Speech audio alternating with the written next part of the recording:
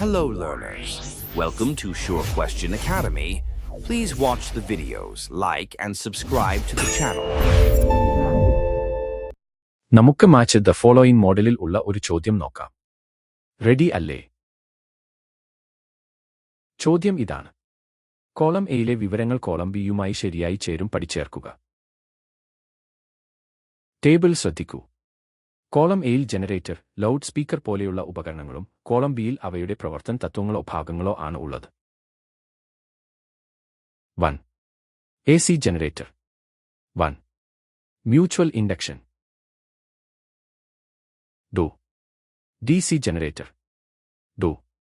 Motor principle. 3. Loudspeaker. 3.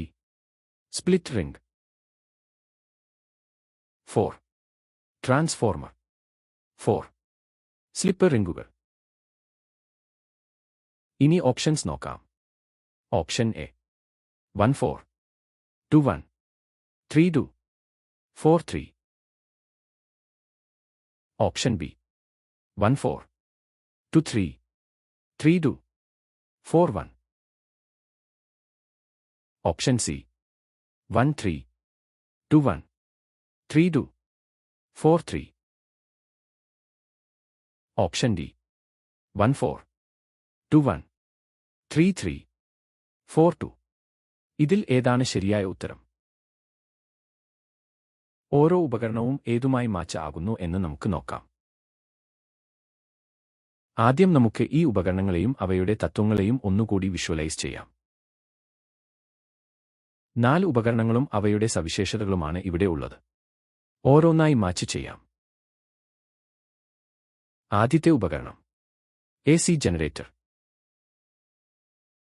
AC ജനറേറ്ററിൽ alternating current പുറത്തേക്ക് എടുക്കാൻ ഉപയോഗിക്കുന്നത് സ്ലിപ്പ് റിംഗുകളാണ്. അതുകൊണ്ട് AC ജനറേറ്റർ സ്ലിപ്പ് റിംഗുമായി മാച്ച് ചെയ്യുന്നു. അതായത് 1 മാച്ചസ് ടു 4.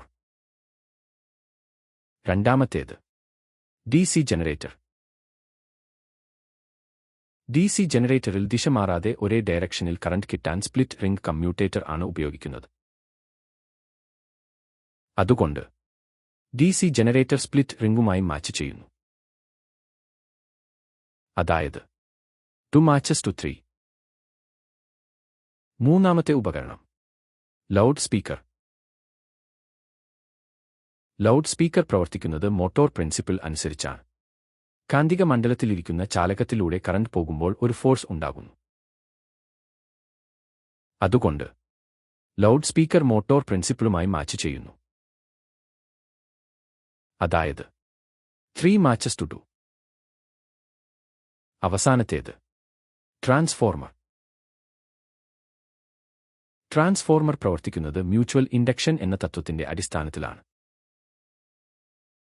അതുകൊണ്ട് ട്രാൻസ്ഫോർമർ മ്യൂച്വൽ ഇൻഡക്ഷനുമായി മാച്ച് ചെയ്യുന്നു.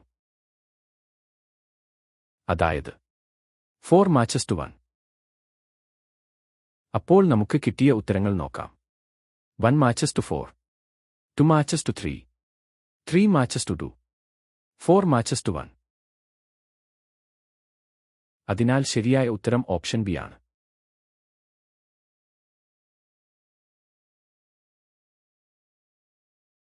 ഗംഭീരം. നിങ്ങൾ ഇത് കൃത്യമായി പഠിച്ചു കഴിഞ്ഞു. Happy learning.